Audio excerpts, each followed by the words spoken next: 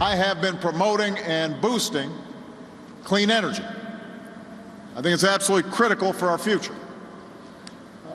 And it's also nice to be next to cool products. The cool products President Obama referred to there were wind turbines. That's what that factory makes. Our government gives billions in subsidies to wind energy companies because it's energy from the wind. It's clean, it's plentiful, it's green energy. Isn't that wonderful? Who could oppose that? Well, lots of people, turns out. Tim Riley, for example. He heads a group called Save Prospect because he lives in Prospect, Connecticut, where Paul Corey is the chairman of BNE Energy, and he wants to install wind turbines. So, Tim, what's your problem? You don't like green energy? No, we like green energy in Prospect. We support green energy, and we think there's a lot of alternatives. We do not support green energy when it's cited inappropriately. Was cited inappropriately meaning? Meaning the site location chosen is in the middle of a residential area. So what? It's so beautiful. It's clean energy. It's reduces greenhouse gases. Well, there's some questions about whether it actually reduces greenhouse gases, but at 5... Well, let's address that for a moment, because the wind doesn't blow all the time, and the other time... The wind blows, if you're lucky, in a real windy place, maybe 30% of the time. And what they're going to go to then is backup systems. And what which means coal or oil, the same old greenhouse or gas. gas, that's correct. And so really, the net change carbon footprint, what are you gaining? Paul, I'll give you a chance. Well, currently, America consumes 18 million barrels of oil every day. That's over 800 gallons of oil a day. It's not sustainable. We have to move towards renewable energy, and wind is certainly part of the solution. And everybody likes the idea of the wind, but I think what he's saying is it's these big turbines, they're noisy, that BNE Energy stands for big, noisy, and evil, basically, and it's not this friendly green thing.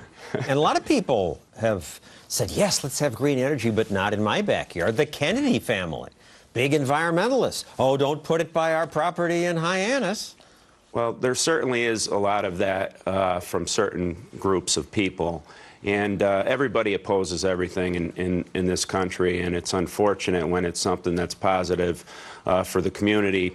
There are wind turbines being built throughout New England at schools, churches, and in new developments in major cities.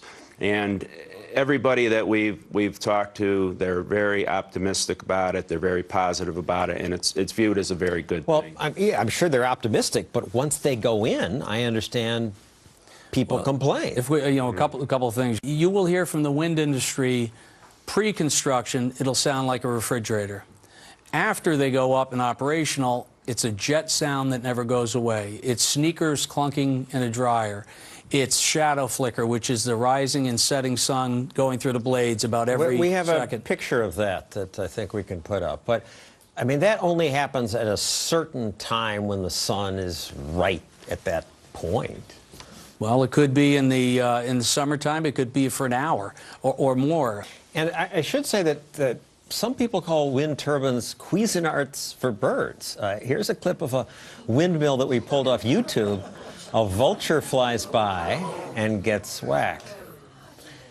So these, Paul, your turbines, they're going to kill birds, make noise, cause shadow flicker, and they're only going to work when there's wind, which is most of the time not.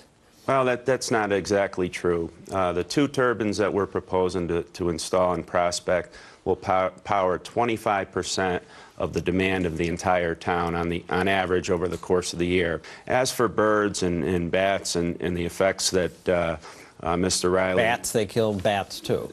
Some, but very few. The impacts are minimal, and the predicted number of birds that the turbines will kill are 1 to 2 birds per turbine per year. That's a very small number. Cats kill many more birds. Many, many more birds, millions more. All right, I don't think of you as a real businessman. You propose this business which works only because you get subsidies from the government, from us taxpayers. You have to pay for... What about that? I'm with you on that. I'm a fiscal conservative. I believe in small government. And I think the first thing you have to look at is every energy sector has subsidies. And we have been subsidizing. But wait, I've been hearing about that for a while. We have a chart of the relative subsidies, and it's true, every energy sector. Right. But wind and solar, if you look at this list, gets 100 times what oil and natural gas gets. That's a recent figure, but if you look at it over the last 50 years, we have subsidized and encouraged fossil fuels and nuclear significantly more than renewable energy. And you know, I think that it's perfectly appropriate to provide, to use some of the federal, our tax dollars for productive matters.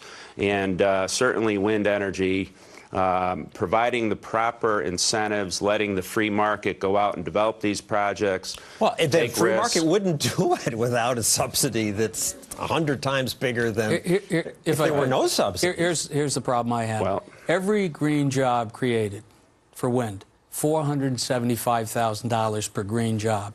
That doesn't. I have a background in business before I became a high school teacher. I haven't heard that one, but I believe it. That doesn't true? That doesn't make it worth it. I haven't heard it, and I would want to check that. Well, and here's the other thing. You know, haven't we learned the lessons from Europe? No. Great Britain. We never learned any lessons. Great Britain. They've been at wind for 30 years. It represents big subsidies in Europe. 2 to 3% of their energy generation. 2 to 3%. And Here, and it now, represents 1.9% in the United States. After 30 years, we haven't learned, and we're going to keep putting more. We have a $14.3 trillion debt, and that doesn't include Social Security, unfunded liabilities, Medicare, Medicaid. $45,000 debt for every man, woman, and child in America, and we're spending good money after bad. It's not efficient. Hasn't gotten to that point yet. Thank you very much, Tim Riley, Paul Corey. Next, nuclear power. From one piece of uranium this size, you can get as much energy as 4 of his windmills could produce when there's wind.